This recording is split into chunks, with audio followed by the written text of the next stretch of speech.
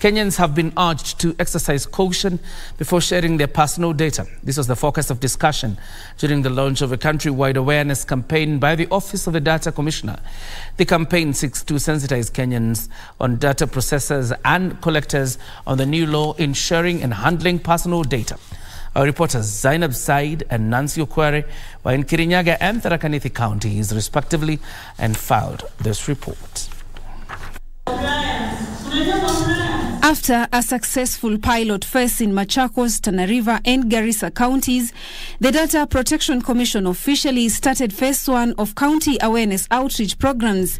And are required to register. In Kirinyaga County, residents sought clarity on the measures in place to ensure those who breach data confidentiality are held accountable. So many times when we find our accounts being hacked, and we have not given any data to any unauthorized person.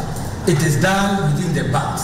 How do you take care of the people or the bankers, not the bankers, the clients? Waendelee na hii organization mpaka watabue wale watu wana hijack.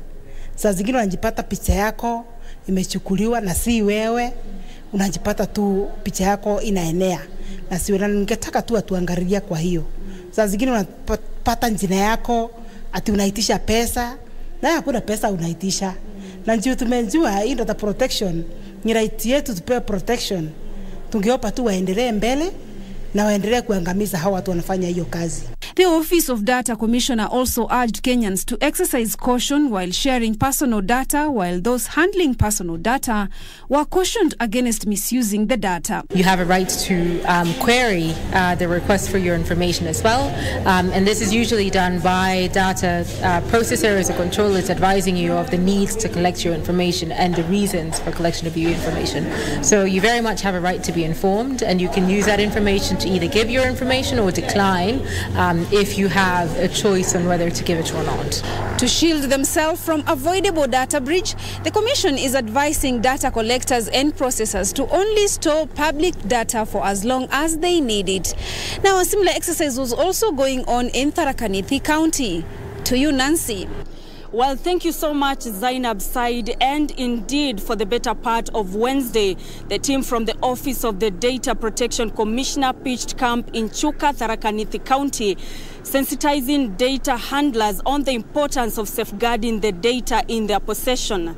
This was the situation in Tharakanithi.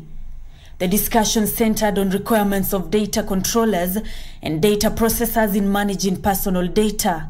The data security stands on 3 pillars: the confidentiality, integrity, and availability.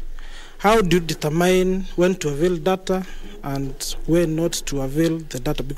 Stakeholders were challenged to ensure they secure personal data and utilize it for the intended purpose. So that when you're collecting those things, maybe for transfer or shamba, we make sure we guide you and tell you, make sure you're collecting Susan's photo, her ID, her PIN, and her signature only for transferring land.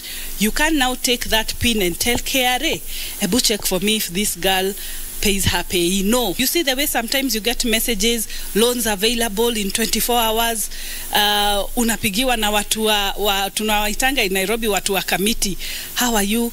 You wonder, where did they get my number?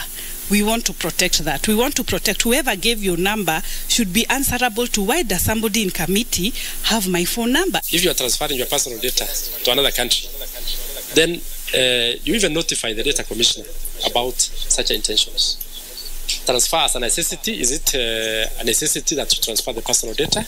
Maybe for medical reasons, and somebody want to have a medical examination done in another country, and it is to the interest as a necessity.